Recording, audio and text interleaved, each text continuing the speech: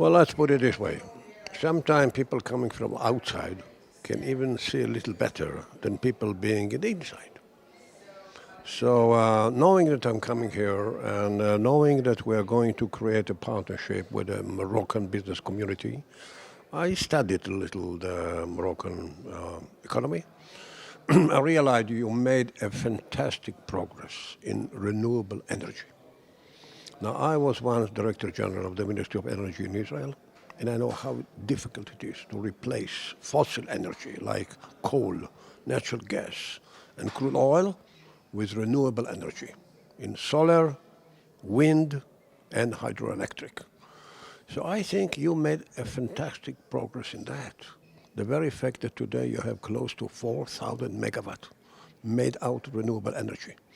The very fact that you are setting a goal in the year 2030, you will have about more than 50% of your electrical creation will be really out of renewable energy. This is fantastic. This is a world record. And you should be very proud of that. Now, Israel having a lot of experience in solar energy and also wind energy, we can work together. We can work together and you can accelerate the process and the progress that you are making in this field. Now, this is very important not only for your economy, for the world, because we're also concerning very much about climate change, protecting the climate, the global climate. So this is a great opportunity, really. And we work together, we put this message across. We see more Israeli companies participating. With Moroccan company, your achievement in this field could be great and could be world achievement. And this is one of the visions that we have to bear in mind. The second thing is, of course, food and agriculture, agribusiness.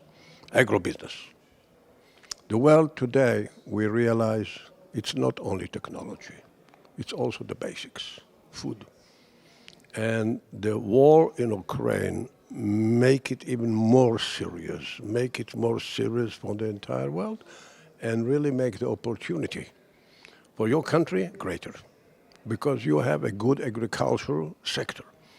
Your agricultural sector, to a great extent, it depends on rainfall. So we in Israel also facing that problem in the past.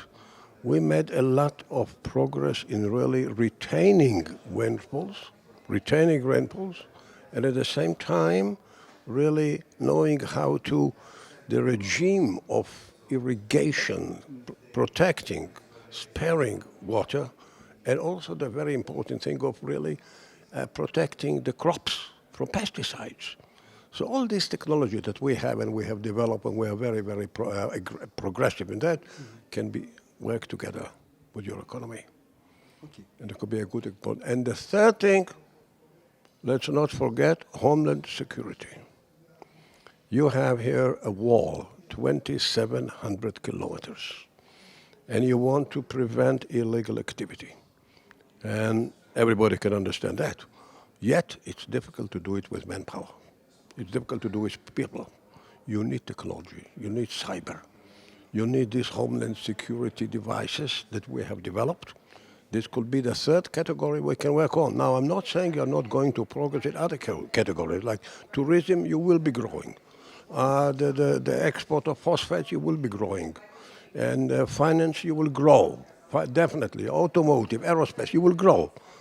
But I think that the three categories that I right now pointed out, that's the main and the strongest potential there is. I was in charge of the Constitution and Justice Committee in my parliament, and I was the chairman. And while being a chairman, I managed to pass the Israeli Bill of Rights. That is the basic rights of the individual. It will be the first, but it will be a reality because Israel is very inclined to have a free trade agreement. We have a free trade agreement with the EU. We have a free trade agreement with the United States. We have right now going to sign a free trade agreement with Korea.